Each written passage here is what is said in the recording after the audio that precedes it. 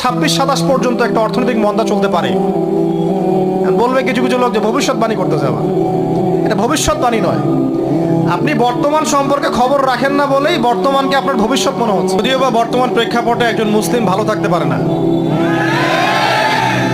বর্তমান প্রেক্ষাপট এতই খারাপ, কিয়ামতের আলামতগুলো এমনভাবে প্রকাশ হয়েছে এখন যে একজন ইমানদার মুসলিমের পক্ষে নিশ্চিন্তে থাকা আর ভালো থাকাটা খুব কষ্টকর। তারপরেও নবী সাল্লাল্লাহু আলাইহি ওয়াসাল্লাম আমাদেরকে দিক নির্দেশনা দিয়েছেন যে যখন ফিতনার যুগ আসবে, ফিতনার যুগ বলতে চতুর্দিক থেকে ফিতনার ফাসাদ। ফিতনা ফাসাদ কেমন, মানে আল্লাহ রাব্বুল আলামিন কোরআনে একটা বিষয় বলছেন, সমাজ তার উল্টা চলছে, এগুলো ফিতনা।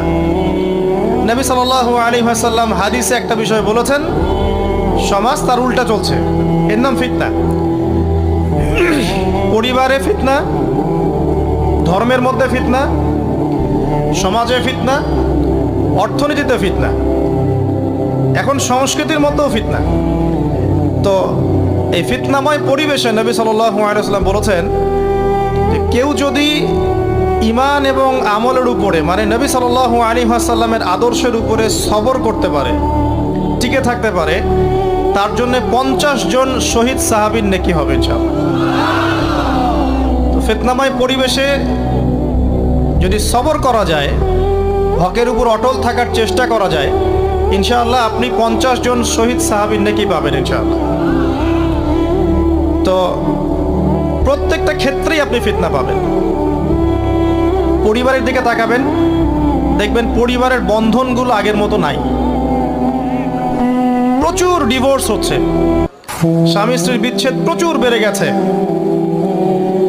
তারপরে সন্তান সন্ততি আমাদের পরিবারে যারা আছে, দেখবেন এরা বেশিরভাগই দুনিয়াদার হয়ে গেছে, দিনের খুব একটা ফিকির নাই। বেশিরভাগ পরিবারের সদস্য দেখবেন নামাজ কালামের এখন ধার ধারছে না। ম্যাক্সিমাম পরিবার থেকে আস্তে আস্তে পর্দাটা কিন্তু শিথিল হয়ে যাচ্ছে। আপনি ব্যক্তি জীবনের দিকে তাকিয়ে দেখেন, গর্বের সাথে আমরা বলি না যে 90% মুসলিমের বাংলাদেশ, দেখবেন মেজরিটি সংখ্যক মুসলিম 5 ওয়াক্ত নামাজ জামাতে পড়ে না। বেশিরভাগ মুসলিম দেখবেন আল কোরআন বিশুদ্ধ করে তেলাওয়াতও করতে পারে না।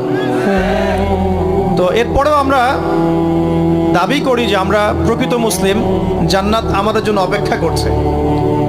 আসলে বাস্তবতা এমন নয়। যারা কোরআন আমরা টুকটাক পড়তে জানি, তাদের মধ্যে কত % কোরআনের অর্থ বোঝে,